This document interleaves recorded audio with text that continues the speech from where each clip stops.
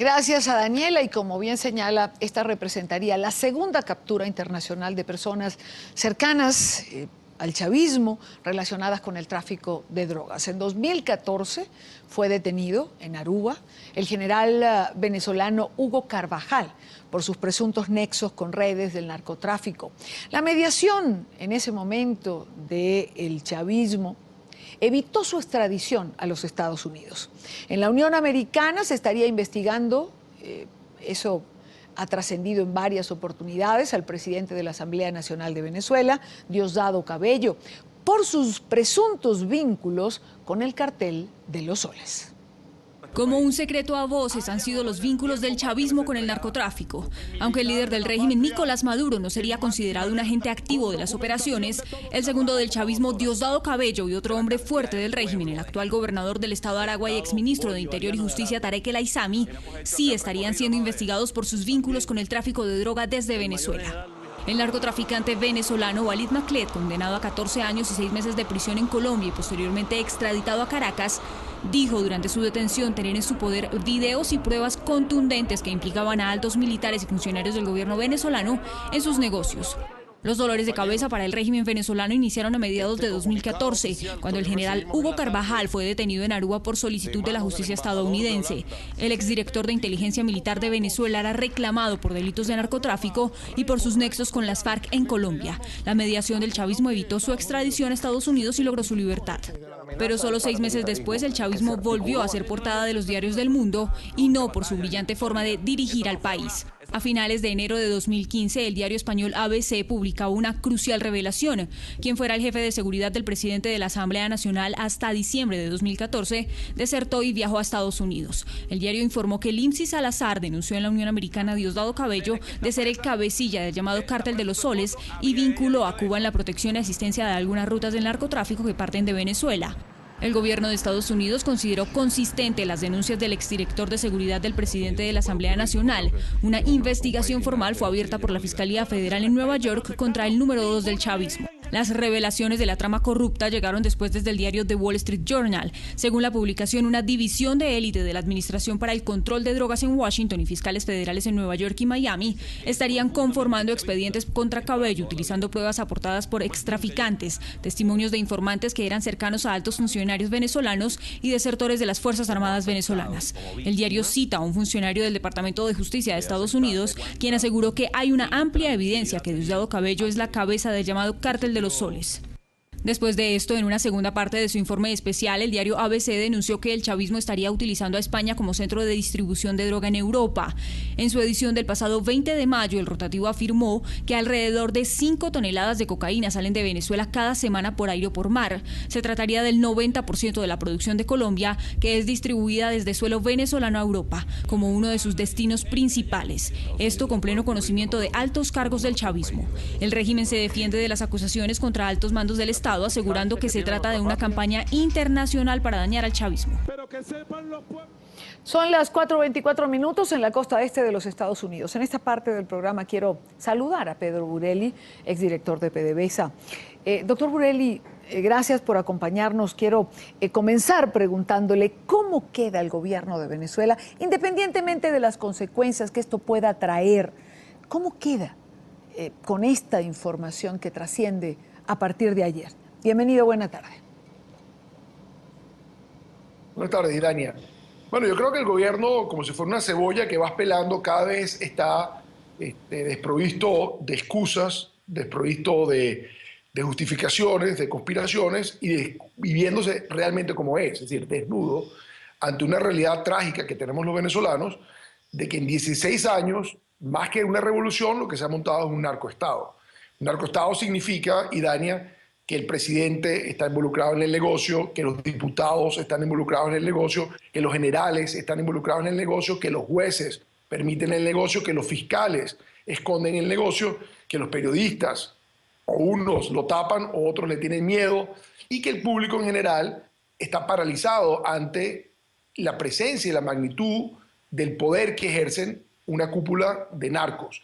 Ese es el peligro más grande. Y entender eso es lo que yo creo que le ha costado mucho al mundo. El mundo se ha acostumbrado a estados que están bajo el acecho del narcotráfico Y esa lucha que da muchísima visibilidad y es espectacular y hay muertos aquí, muertos allá, y arrestos y decomisos y presos y escapados, eso es lo que la gente percibe que es el negocio y el problema del narcotráfico. Un narcoestado es como si fuera una especie de cáncer, una cosa mucho más silenciosa que no se ve porque el negocio en sí, que es transar estupefacientes y pasarlos a través de la frontera, cortarlos en cargamentos grandes a cargamentos pequeños a la venta ya del consumidor. Ese negocio no necesariamente se ve. La gente se ha acostumbrado a ver la lucha del narcotráfico y no entiende que el negocio es muy pernicioso si es el Estado el que lo conduce.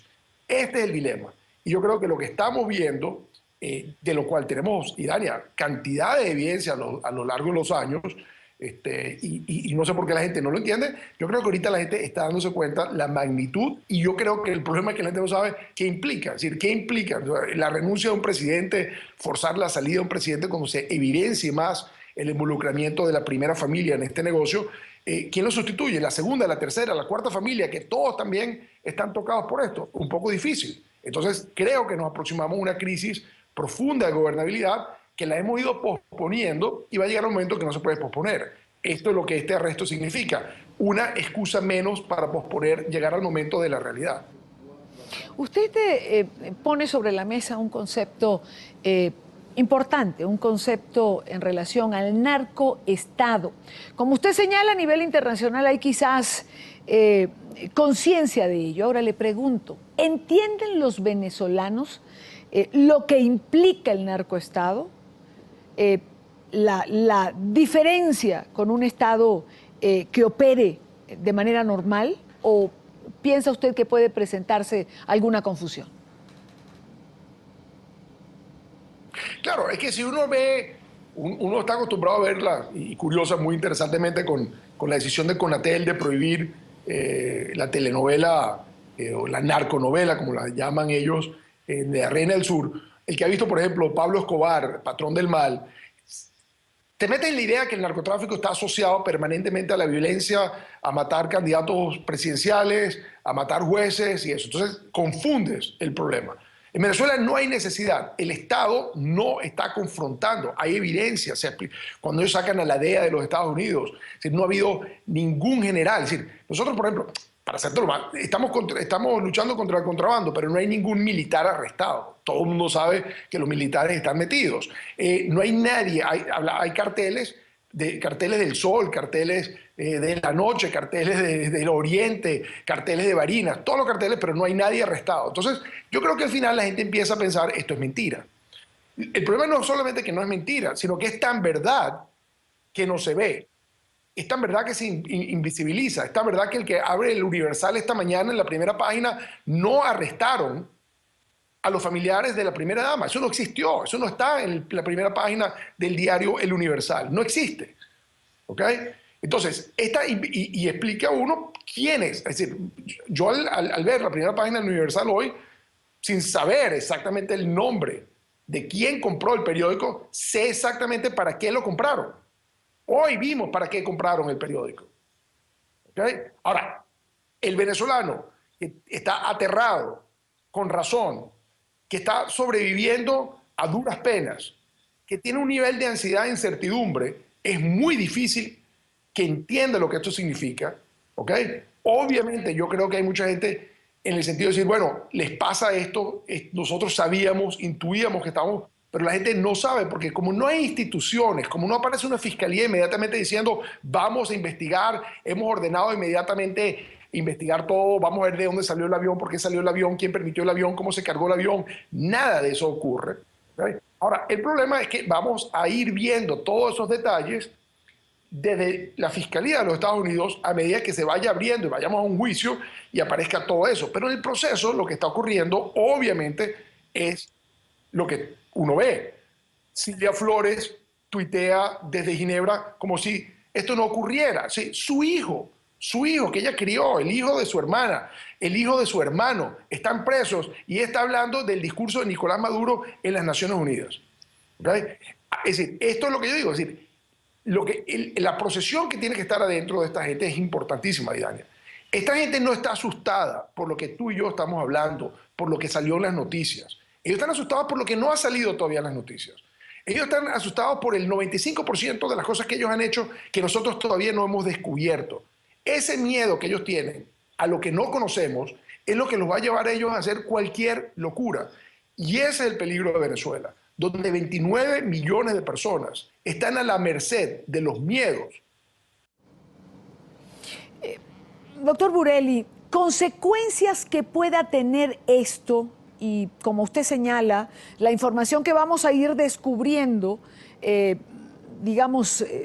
puede ampliar lo que aquí ocurra. Ahora, las consecuencias para los venezolanos, usted lo acaba de decir, no sabemos lo que puede pasar puertas adentro, pero consecuencia para los funcionarios, puertas afuera del país, ¿qué puede ocurrir?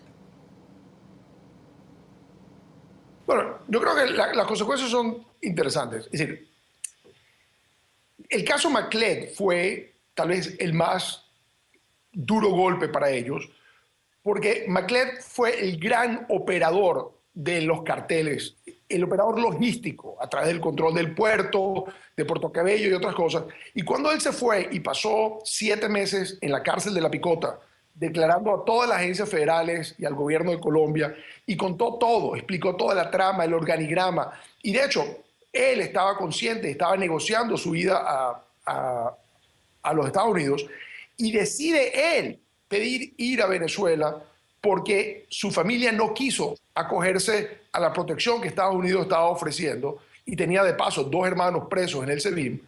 Él contó todo. En ese cuento, ya las autoridades federales y, por cierto, el gobierno de Colombia estaban muy al tanto del rol de la familia Chávez, del rol de la familia Maduro Flores en este negocio.